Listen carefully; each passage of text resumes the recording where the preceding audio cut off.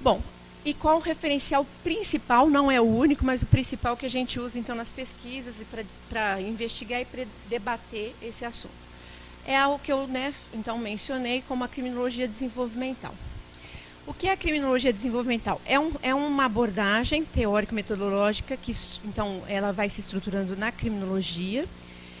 Nessa criminologia, que é uma ciência autônoma em alguns países, enfim, na América do Norte, alguns países da Europa, não todos, mas no interior, então, da criminologia, que sempre foi uma ciência vocacionada ao estudo do fenômeno criminal, também de uma perspectiva mais multidisciplinar, essa criminologia desenvolvimental, ela se voltou ao estudo da gênese, o curso e o desenvolvimento da conduta infracional. Ela começa a se desenvolver, ser elaborada mais ou menos na década de 40, 50, e com base no quê?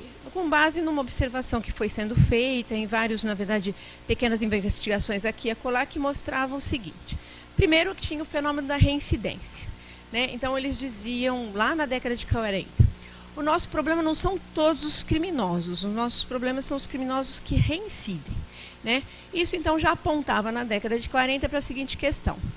Há algumas pessoas, há criminosos de um único delito e há criminosos de muitos delitos.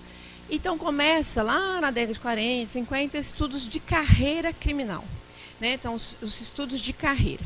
Então, quem era o criminoso de carreira? Que era aquele criminoso, então, que ia percorrer e se desenvolver numa espécie de criminalidade profissional, ia ser, enfim, fazer muitos delitos e permanecer.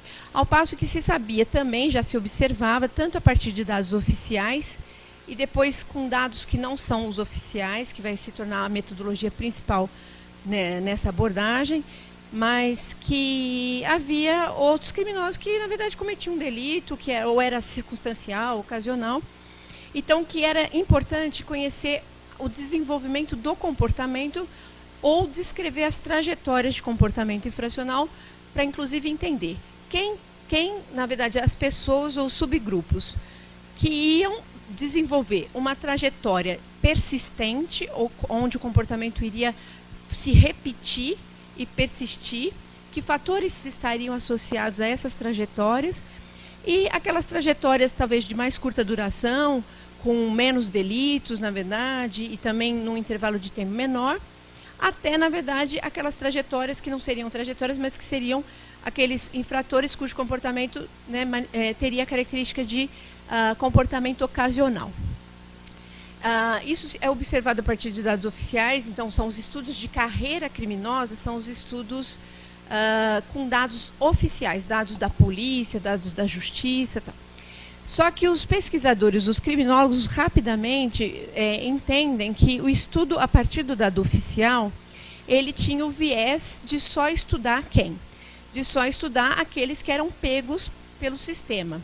E já se sabia que o sistema não é neutro. Nem a polícia, nem a justiça, a gente tem vieses, então nem todo mundo que é preso pela polícia ou que é processado e sentenciado pela justiça,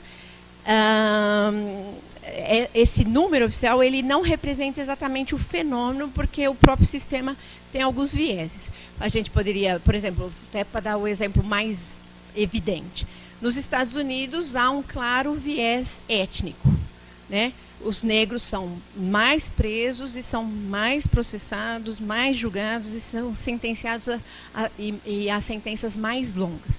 No Brasil, nós certamente temos vieses também. Então, estudar esse fenômeno a partir dos dados oficiais corria um sério risco de produzir uma informação enviesada também. Então, os pesquisadores da criminologia decidiam que iam estudar o fenômeno a partir do que a gente chama de método da delinquência autorrevelada.